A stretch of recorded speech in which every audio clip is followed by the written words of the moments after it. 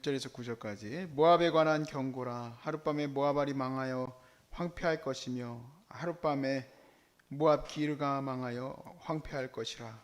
그들은 바잇과 디본 산당에 올라가서 울며 모압은 느보와 메드바를 위하여 통곡하는도다.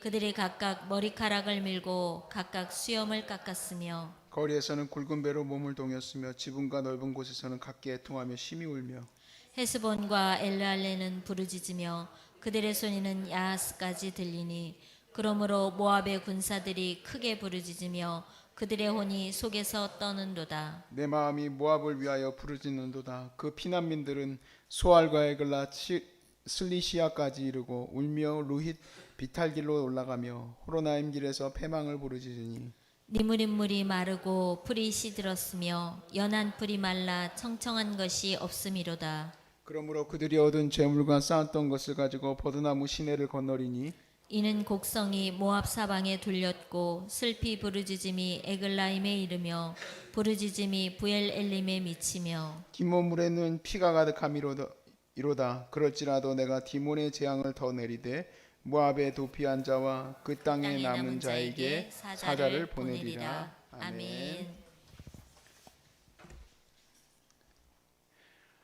우리가 계속 이제 이사야를 통해서 나누고 있지만 하나님이 이 세상의 주관자이시다. 하나님이 이 세상의 주관자이시다. 이 세상이 막 급변하고 문제가 생기고 또 여러 가지 자연적인 재해가 일어나고 하는 일들을 바라보면서 우리 마음에 꼭 새겨야 될 아주 중요한 전제는 그 뒤에 보이지 않는 손 하나님이 계시다. 그리고 하나님의 주권자가 어떤 분이신지 우리가 깨닫고 나가야 된다. 그러니까 우리는 누구에게 피해야 됩니까? 하나님께 피하고 하나님을 의지해야 됩니다. 우리가 하나님께 의지하고 하나님께 피하려고 하는 사람들이 이렇게 많이 있습니다. 그런데 그렇지 않은 사람도 많이 있습니다. 더 많이 있습니다. 그렇게 되는 이유가 있어요. 우리가 이 세상의 것에 마음을 빼앗길 때 그렇게 될 수밖에 없습니다. 점점 삶이 요동치고 세상이 요동치니까 무슨 값이 올라갔나 요즘에 계속 연일 텔레비전에서 나오죠. 저는 텔레비전을 보지는 않지만 뉴스나 뭐 이런 것들이 나옵니다. 보니까 금값이 올라간대요. 금값이. 금을 사놓을 걸. 금을 사놓고 이러면 안 되는 거예요.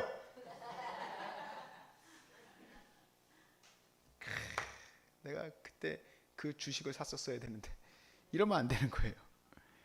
이럴 때일수록 여러분들에게 주신 이 힘과 여러분에게 주신 이 모든 것들이 어려운 자들이 누굴까 하고 찾아보시란 얘기래요.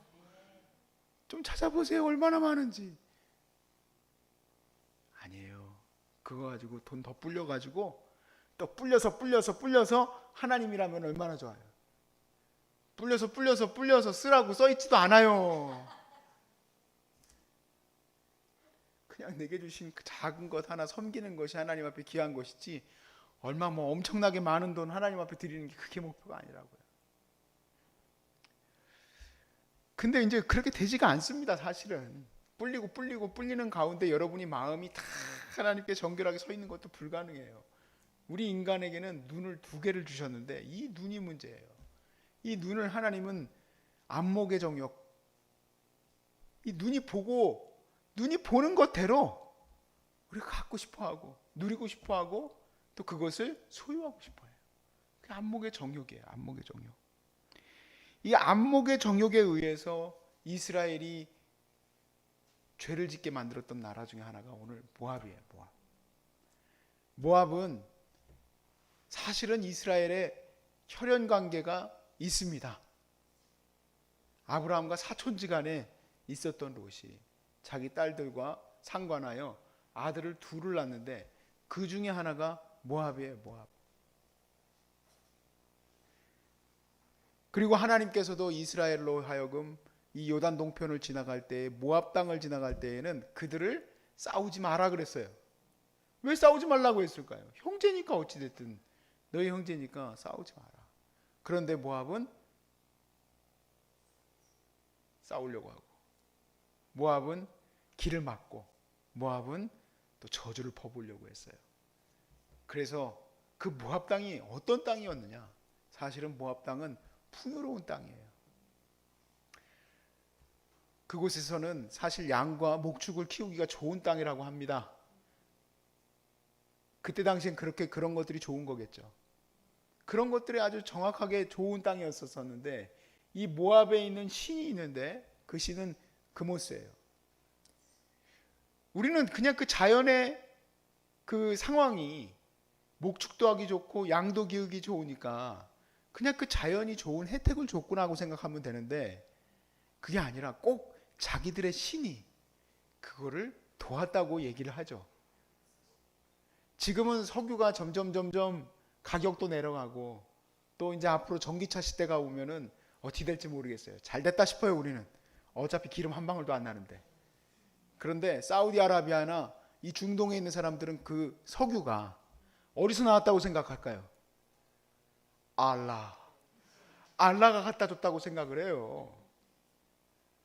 왜 깜짝 놀래요? 알라 그러니까 뭘 알라는 건가 하고, 알라 신이 그걸 갖다 자기들에게 줬다고 생각을 한다 이 얘기예요. 근데 그거 아니라고 우리는 알고 있어야 되는데, 이스라엘 백성들이 역사 속에서 보니까 그모스 신을 섬겨요. 왜 섬길까요?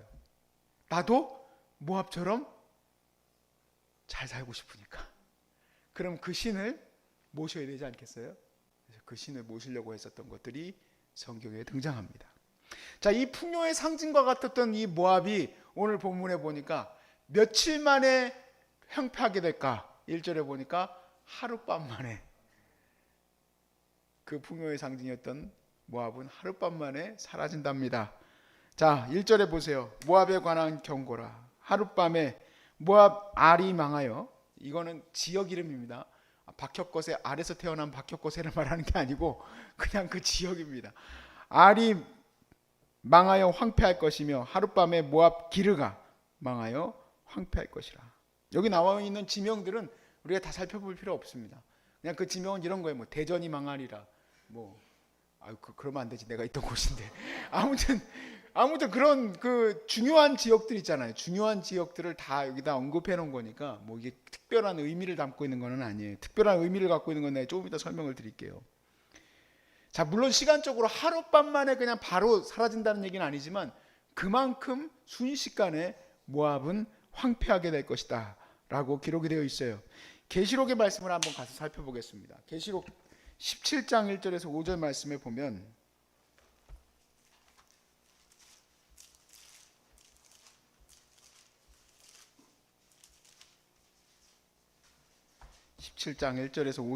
보면, 또 일곱 대접을 가진 일곱 천사 중 하나가 와서 내게 말하여 이르되 이리로 오라.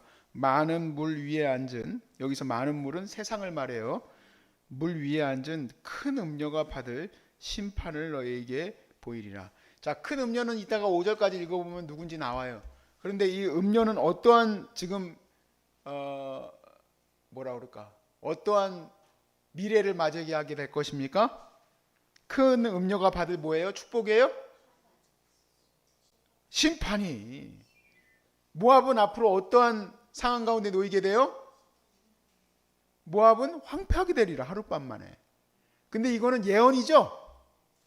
모압은 황폐하게 되리라. 이건 예언이에요.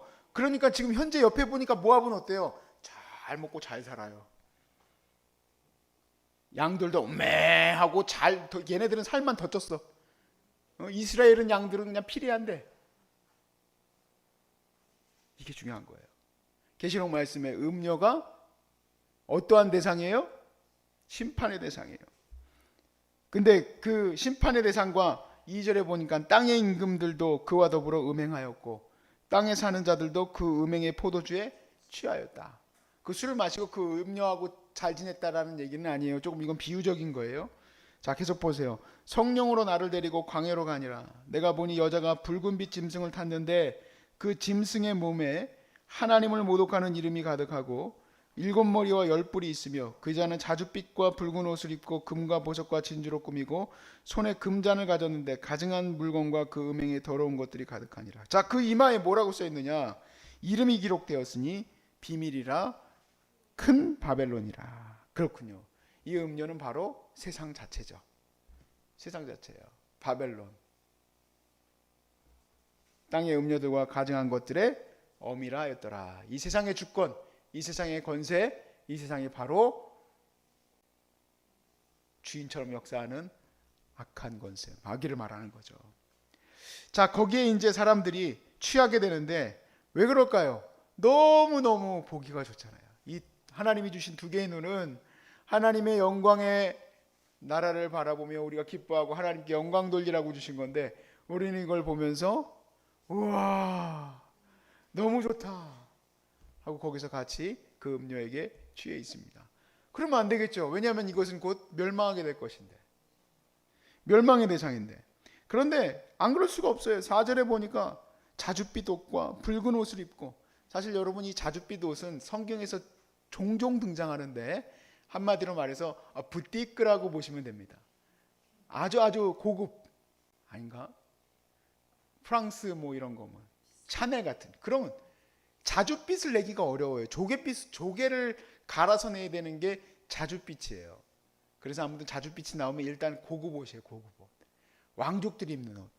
그런 게 이제 자줏빛입니다. 그러니까 자줏빛과 붉은 옷을 입고 뭐로 치장을 했어요? 금과 보석과 진주, 손에 금잔을 가졌어요. 온갖 가증한 것과 더러운 것들로 가득한 그의 그 모습에 사람들이 다 흠뻑 취해버렸습니다. 이 말씀에 보면, 계시록 말씀에는 이 바벨론이 이제 무너지게 되죠. 그랬을 때 사람들이 어떻게 합니까? 큰 성 바벨론이요, 큰 성 바벨론이요, 하루아침에 무너지는도다 하고 슬퍼해요. 슬퍼할 필요 없습니다. 여러분과 저는 어차피 내게 주신 인생을 세상을 사는 것에 쓰지 않고 우리는 영원 구원하는 것에 썼기 때문에, 물론 이 세상이 무너진 것은 마음이 아프죠. 그렇지만 그것이 내게 큰 문제가 되지는 않을 거라고 저는 믿습니다. 문제는 뭐냐면 이 세상을 자기의 모든 것인 줄 알고 모압 땅으로 내가 도망가야 되겠다 하는 사람이 있다면 바보 같은 생각이에요. 바보 같은 생각. 모압은 어떤 대상이라고요? 심판의 대상이에요. 심판의 대상. 자, 2절에서 3절 말씀에 보니까, 오늘 본문으로 돌아와서 2절에서 3절에 그들은 바잇과 디본 산당에 올라가서 울며, 다 이거 바잇과 디본 산당, 이 모든 이런 단어들은 다 모압의 중요 신당들이에요. 신당들. 느보와 메드바. 느보는 가장 높은 산이에요. 모압에서 가장 높은 산. 메드바는 왕의 길이 이제 그 모압 길에 이렇게 쭉 나 있는데 아주 교통의 요충지입니다. 그래서 이스라엘이 메드바를 갖고 있을 때도 있었고 모압이 갖고 있을 때도 있었고 서로 막 엎치락뒤치락 했었어요. 지금 이때는 보니까 메드바는 모압 땅이네요. 자, 어떤 거예요? 다 모든 것이 그들의 신과 그들의 높은 산이 말하는 것은 그들의 긍지와 또 그리고 그들의 풍요로움이 다 무너졌으니 다 통곡합니다. 그들이 각각 머리카락을 밀고 각각 수염을 깎았으며 거리에서는 굵은 배로 몸을 동였으며 지붕과 넓은 곳에서는 각기 애통하며 슬피 울며, 큰 성 바벨론이여 큰 성 바벨론이여 했던 것과 같이 그 무너진 것을 바라보면서 사람들이 슬퍼하게 될 것입니다. 자, 문제는 뭐냐면 거기에 피해서는 안 된다는 얘기예요. 자, 7절부터 9절 말씀해 보세요. 그러므로 그들이 얻은 재물과 쌓았던 것을 가지고 버드나무 시내를 건너리니, 여기 버드나무는 성경에서 종종 몇 번 사용되지는 않지만 풍요의 상징입니다. 버드나무 시내를 통과하리니 이는 곡성이 모압 사방에 돌렸고 슬피 부르짖음이 에글라임에 이르며 부르짖음이 부엘 엘림에 미치며 디몬 물에는 피가 가득함이로다. 그럴지라도 내가 디몬의 재앙을 더 어떻게 하신대요? 더 내리신대요. 더. 아직 안 끝났어요. 여러분, 재물을 쌓아두고 재물을 쌓고 이고 지고 도망가면 뭐합니까? 도망가면 뭐예요? 하나님이 계속 그들을 추적해서 재앙을 내리실 건데. 그런데 중요한 건 뭐냐면 모압의 도피한 자와 그 땅에 남은 자에게 사자를 보내리라. 자, 모압의 피한 자들에게 뭔가 다른 소식을 얘기하려고 해요. 모압은 피할 곳이 아니라는 얘기예요. 종종 이스라엘이 뭐 가물게 되거나 이런 일이 벌어지면 그쪽으로 피신을 합니다. 대표적으로 우리가 룻기 같은 걸 볼 때에 그 가족들이 다 모압으로 넘어갔었죠. 또 마찬가지로 다윗도 어려움을 당했을 때 모압으로 피신 갑니다. 피신 가면 안 돼요, 안 돼요? 근데 가면 안 된다는 거예요. 왜냐하면 모압도 심판의 대상이니까. 우리가 아까 어제 보았던 본문인데요. 우리가 오늘 본문이 15장이었죠. 14장 이사야서 14장 마지막 절 한번 보세요. 32절에 그 나라 사신들에게 어떻게 대답하겠느냐. 여호와께서 시온을 세우셨으니 그의 백성의 공고한 자들이 그 안에서 피난하리라 할 것이니라. 자, 피난할 곳이 어디입니까? 시온이에요. 시온. 하나님이 거룩하게 구별하신 이제 교회의 시대를 말하고 있는 겁니다. 자, 그 나라 사신들에게 얘기할 곳을 말했었을 때 이 그 나라 사신들은 도대체 누굴까? 바로 바벨론을 향해서 그들에게 사신들을 보내어서 하나님께서 시온을 세워 공고한 자들을 피하게 하리라 했다는 거예요. 모압을 향해서도 사신을 보내리라 하고 오늘 말씀은 끝나요. 15장에. 그리고 16장에는 그 사신들이 가서 뭐라고 전하겠죠? 뭐라고 전할지 여러분 대충 감이 오시죠? 그 이야기는 다음 이 시간에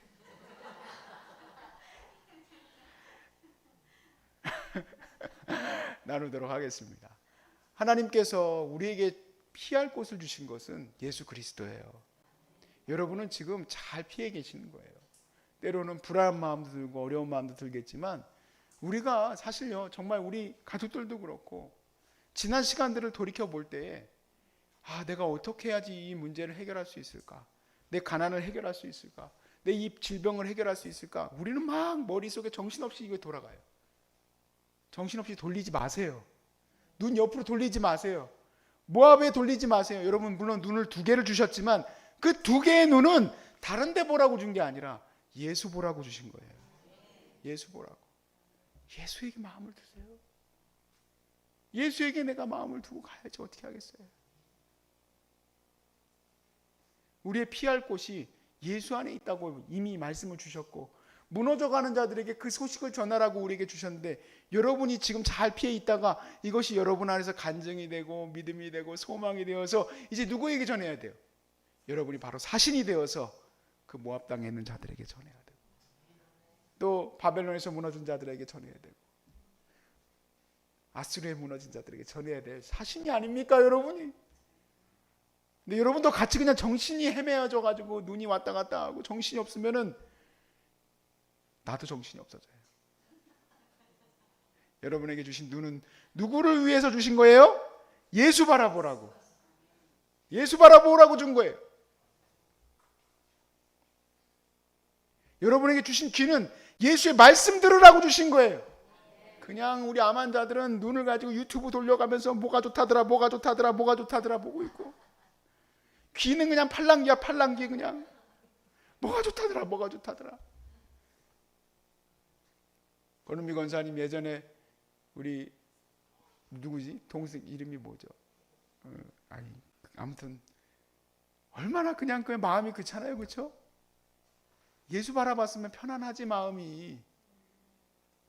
예수 바라봐야 돼. 예수. 정신을 잃어버리지 마십시오 여러분. 정신 차리세요. 정신 차리시고 이 어려운 시대와 이 무너져가는 시대 그리고 내 인생에 위기가 닥쳤을 때 지금도 위기지만 여러 군데에서 위기가 닥칠 거잖아요. 앞으로도. 그런 가운데 무엇을 바라봐야 될까? 하나님이 준비하신 시온 곧 예수 그리스도 거룩한 나라 하나님의 거룩한 시온을 향해서 여러분 마음이 세워질 수 있기를 주의 이름으로 축복합니다.